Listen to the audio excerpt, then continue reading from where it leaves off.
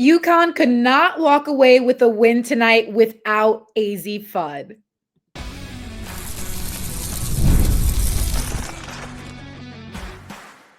You are Locked On Women's Basketball, your daily podcast on women's basketball. Part of the Locked On Podcast Network, your team every day. Hey everyone, welcome to Locked On Women's Basketball. I'm Clea Butler. Joined alongside me is Sophia Jones. And this is what we're talking about when we say college basketball is back, baby. Gut check win for Notre Dame today. We're going to get into the Liberty finally hiring their head coach. But first, UConn versus Michigan was the most exciting game that we have seen so far this season. Sophia, just give us your initial reactions to the game.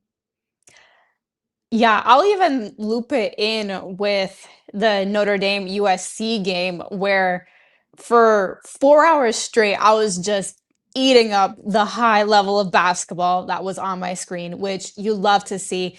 But UConn, they scraped by with that win, still proving why they're one of the best teams in the country.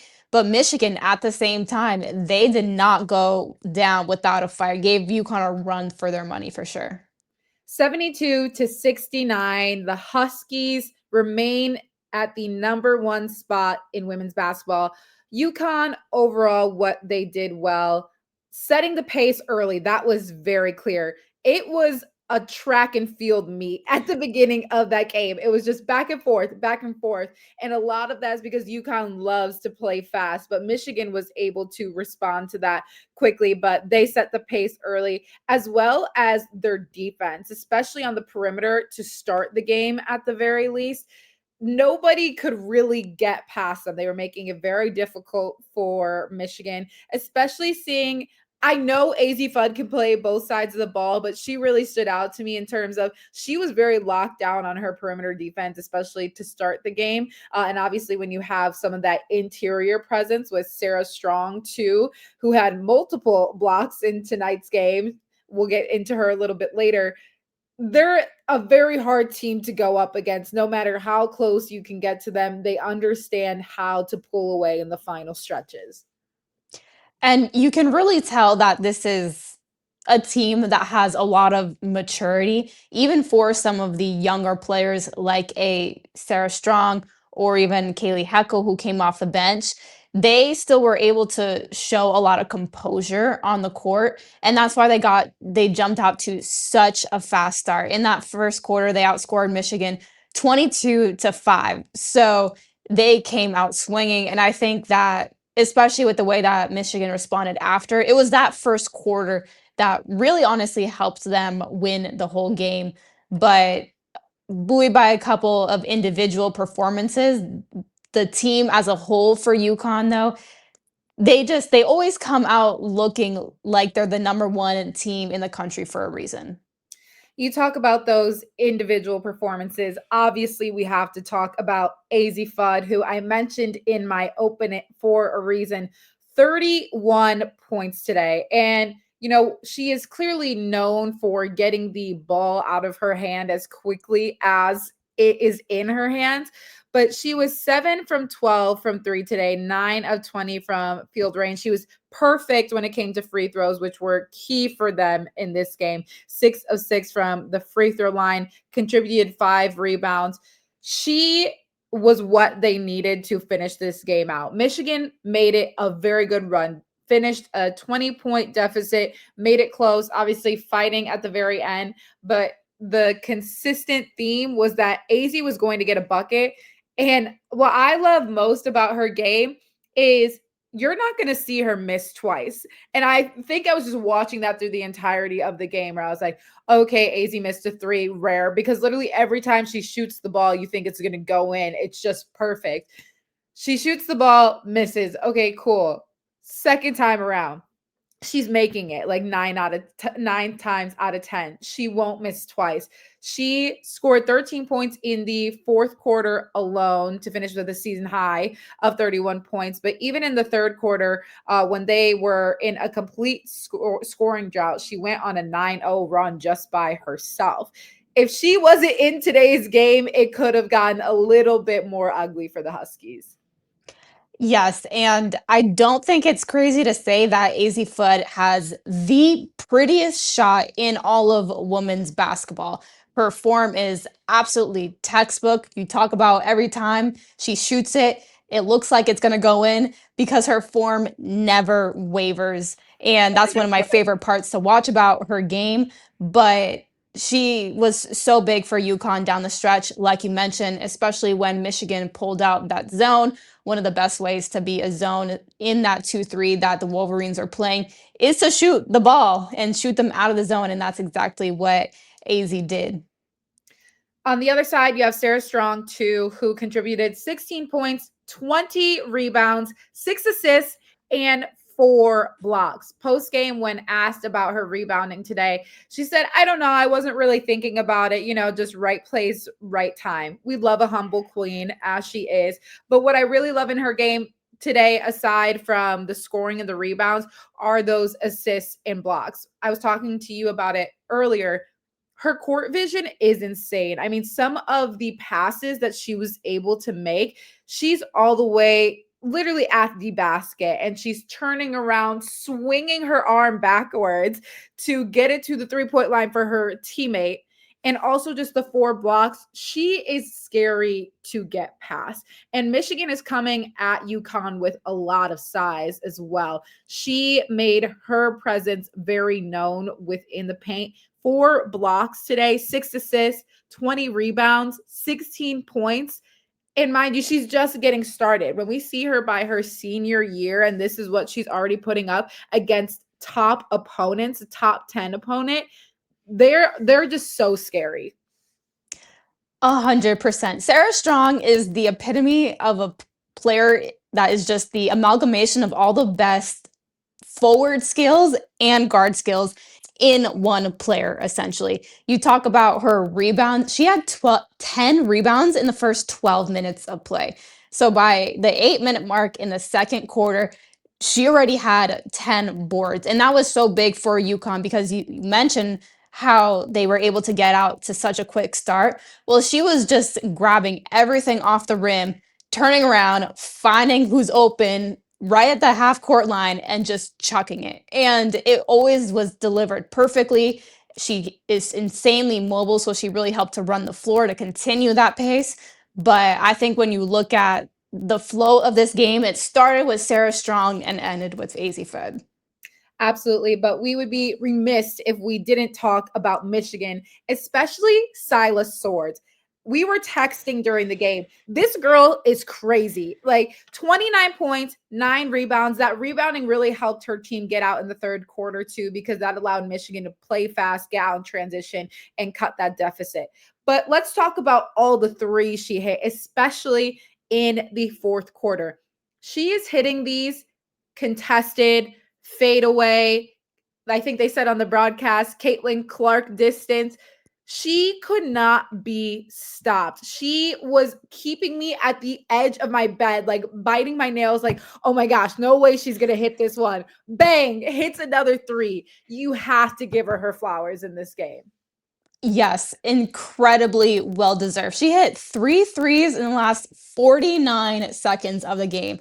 And one of the craziest parts was that Michigan ran essentially the same set every single time, or those last couple of possessions where they were just setting her off of setting a flare screen right at the top of the keys to have her coming off right around the right slot.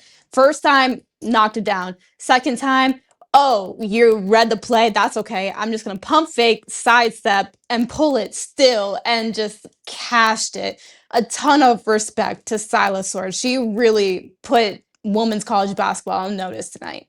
For sure. I have to give a credit to Olivia Olson today, too, who had 18 points and 10 rebounds before the essence of time. Big picture for both these teams. Realistically, we talked about it before. UConn can remain undefeated. This was their first real test of the season. They will obviously go on to play more competition, but Michigan, especially this early on, has been the team that was going to give them a run for their money. They'll go on to play Utah. As for Michigan, they'll go on to face Syracuse. Shout out to the Orange, but I'll remain unbiased in this at the moment.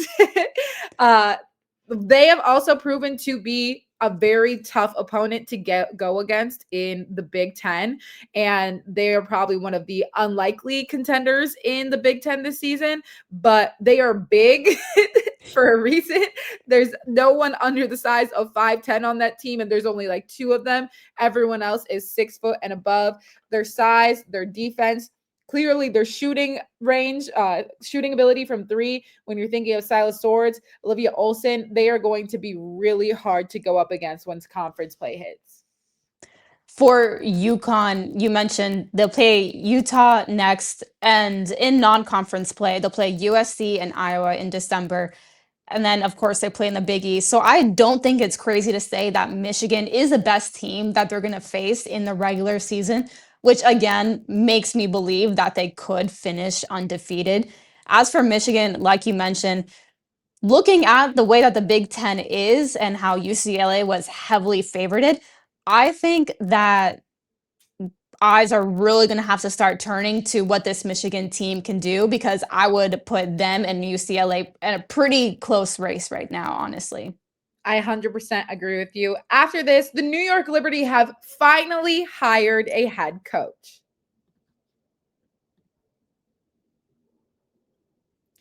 Let's talk about something every business owner knows too well: missed calls. When a customer tries to reach you and can't get through, that's money slipping away. Quo, spelled Q-U-O, is the smarter way to run your business communications, so you never miss an opportunity. Quo is the #1 business phone system built for 2025, not 1995. It's simple, modern, and designed to help you communicate faster, look more professional, and stay connected wherever you're working. I love that Quo works right from an app on your phone or computer. No extra devices, no clunky landlines. Try Quo for free at quo.com/lockedonnba.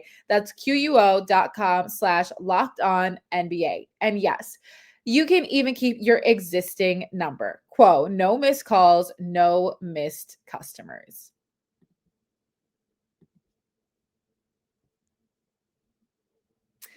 So the New York Liberty have finally hired a head coach, as we mentioned, and it is no one that we actually mentioned in our prior podcast. This one kind of snuck up. Sophia is going to get into more detail on this because she has some insider information.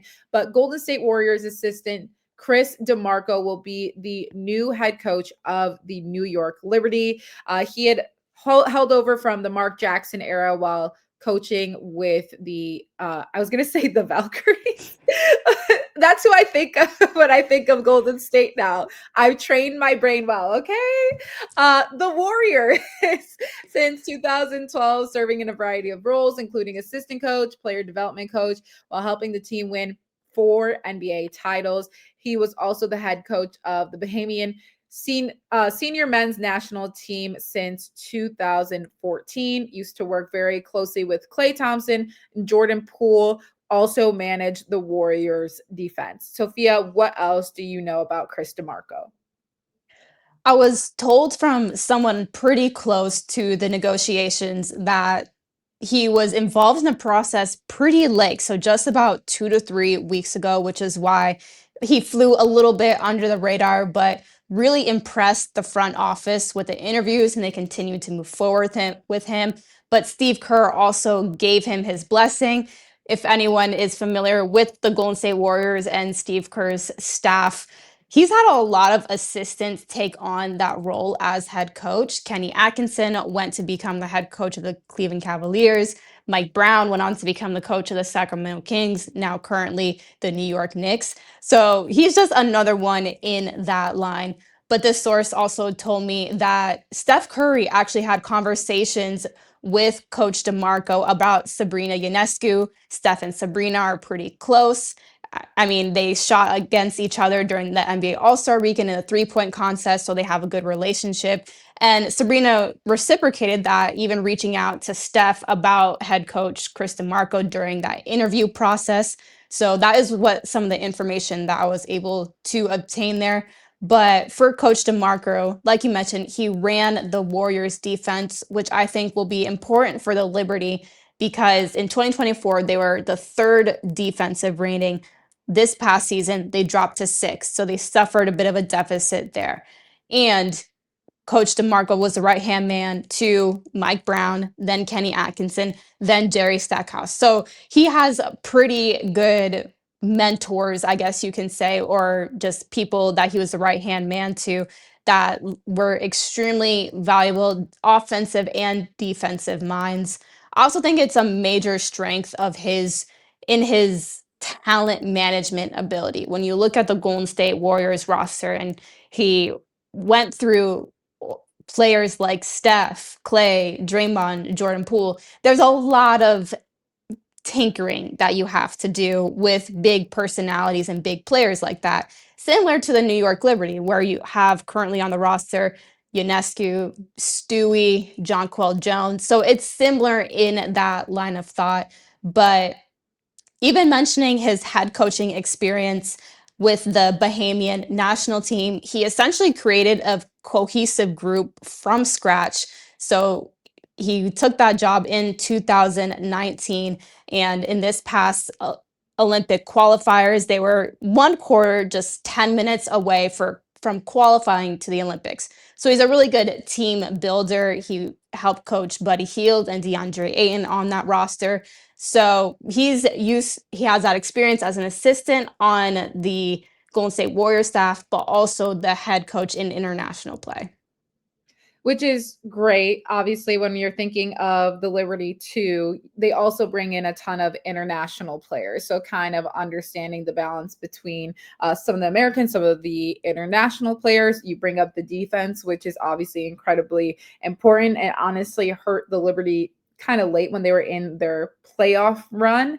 I think the most interesting aspect of all of this is managing the personalities, but which personalities are actually returning. Obviously, General Manager Kolb has said that he has the utmost confidence that Breanna Stewart, Sabrina Ionescu, and Jonquel Jones will all return to Brooklyn in 2026. But we have heard zero reaction on how the players truly felt about the dismissal of Sandy Brondello. Do they feel comfortable being with the Liberty still? Will they look to go on somewhere else and contribute on another team? Obviously, part of that will play into the CBA negotiations. But we're unsure of the likelihood of returning all of those players. And this is a team that is very heavy with free agents. There's going to be probably a lot of moving around considering when you hire a new coach, typically new pieces are involved. You kind of don't only just change the head coach, but we don't know. Obviously, the Liberty have all the right pieces in terms of players, and I guess maybe they want to switch coaching styles. Again, that part is a little bit of a gray area. However, still high hopes for what this Liberty team can be and exciting for Chris DeMarco to join this squad. I think whenever you have a New York sports team, there's a lot of pressure taking on a position like head coach because those are going to be some of the first people to be blamed if things do not work out. So it will be interesting to see how this plays out. But you talk about that ability to maybe retain some of these free agents. That connection between Sabrina Ionescu, Steph Curry, and Coach DeMarco could end up being a huge positive moving forward and maybe a potential reason why they decided to go with him. Just because when you have a star like Sabrina Ionescu who is young, and depending if you see her becoming that future face of the franchise, you want to have someone that is in her corner, similar to what the Dallas Wings did hiring Jose Fernandez for Paige Beckers. So I'll be interested again to see. I think I can consider myself just a Golden State basketball fan, but seeing the amount of success that Coach DeMarco experienced with the Golden State Warriors, and when you're used to being in a culture of dominance and a culture of dynasties, that's important to carry on over to a New York Liberty team that is also looking to have those same aspirations. He has the winning and championship mindset to take on the New York Liberty. So we will see what happens this upcoming season. But coming up after this, we still have another exciting game to discuss because Notre Dame, another scrape by, just got past USC, and it was a good one. When Skims announced they were making underwear for men, the reaction made perfect sense. People have been talking about Skims cover for years. Most guys, though, stick to whatever they've been buying since college. The same fits, the same waistbands that roll, and a whole lot of settling. Skims Men's changes that. One upgrade, and it's obvious why everyone's been talking. They're designed to feel good, fit right, and actually stay put. No slipping, sagging, no adjusting. Just genuinely great underwear that makes you feel confident and comfortable. I own some of the women's cotton rib boxers and can attest to the quality of the whole Skims line of everything. So shop Skims Men's now at skims.com. And when you place your order, choose podcast in the post-purchase survey and select our show from the drop down to let them know we sent you. Plus, the Skims holiday shop is open. So if you're looking for the perfect gift this season, Skims have you covered.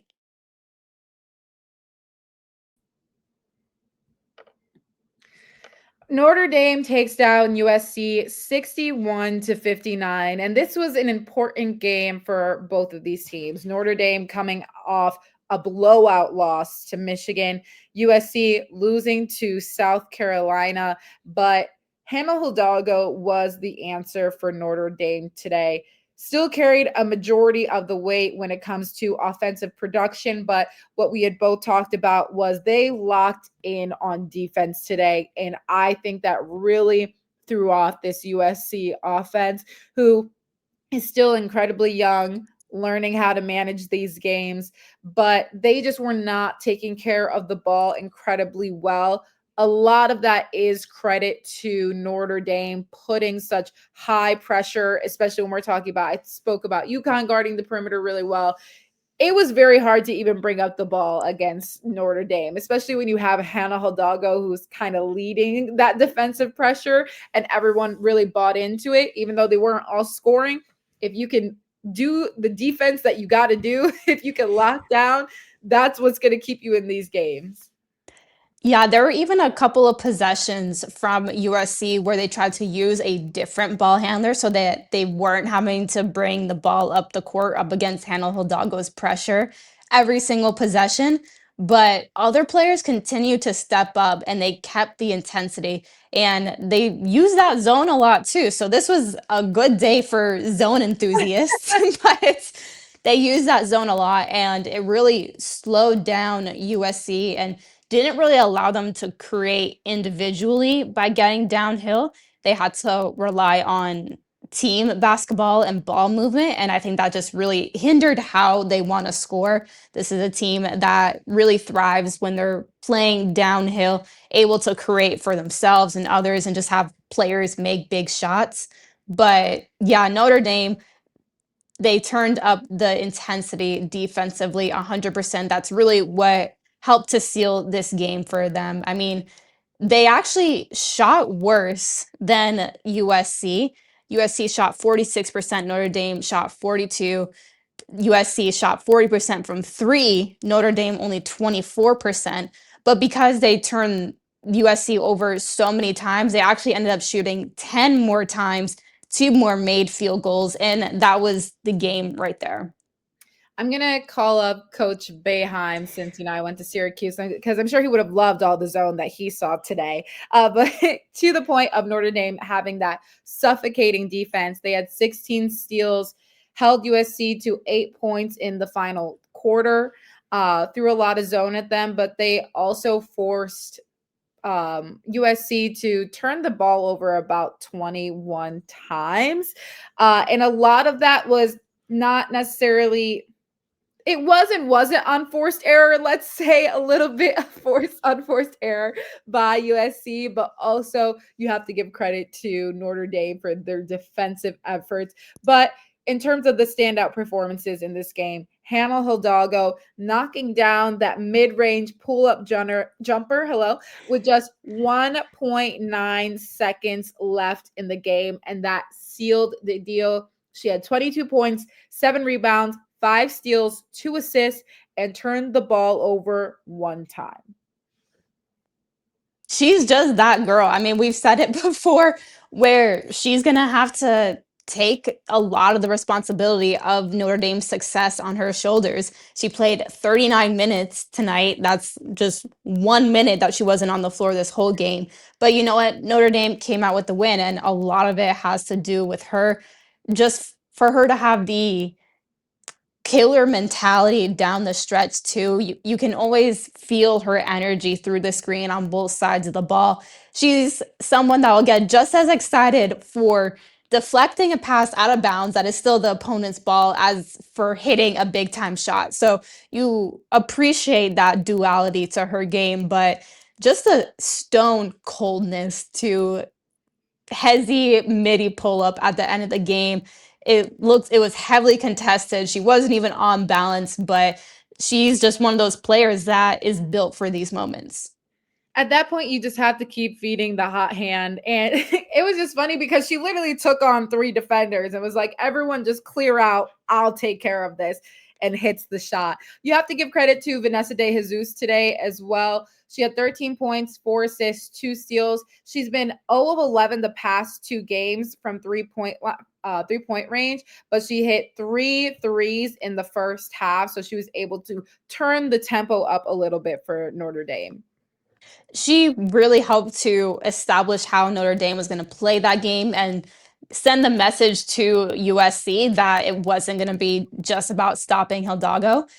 They're going to have to stop the whole team of Notre Dame. And her 3-point shooting especially helped to space out the floor, which only then it helped drivers like Hidalgo, Cass Prosper. But it was really impressive how she was able to come into game in a little bit of a slump and completely put that in the past. In terms of USC shooting, they looked great, as you mentioned, shooting 54% from the field. They shot better than Notre Dame in the game. It really just came down to the turnovers. As we mentioned, 21 total turnovers on the game. Azzi Davidson had 8 turnovers of her own. Obviously, one of the primary players that we're looking at for this USC team now without Juju Watkins. When your leading scoring threat can't take care of the ball in today's game, it makes it hard to kind of get your offense going. And Notre Dame put Hannah Hidalgo a lot of the time on Azzi Davidson when Davidson was in that point forward position more. And Hidalgo just pressured her immensely, bringing the ball up the court, was able to force it out of her hands, create a couple of those turnovers. So I think that was a really smart decision by head coach Neil Ivey for Notre Dame. But those turnovers are definitely going to have to go down. It came down to, from what I could see, just a little bit of awareness and knowing that Notre Dame is going to speed you up. So you might want to play fast, but sometimes you just need to pull it out and make the safe decision. And that will likely come with age too. Obviously, a very young core. Azzi Davidson, only a freshman. These are all just learning curves for her.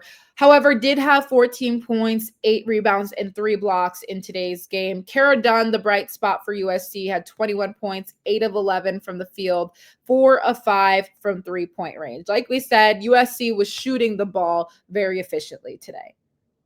Yeah, and Kara Dunn, huge reason for that. She was kind of that zone breaker a little bit from what Notre Dame, when Notre Dame did sit in that 2-3, she got her groove a little bit. I think that helped to open up the floor a little bit more, allow more driving lanes for players to create inside the paint. But USC could have used a little bit more help other than those two, though they were the only people for the Trojans that reached double digits. For Notre Dame, just kind of big picture wise, this was a game that they needed to win to prove to others and themselves that they can go up against big competition still.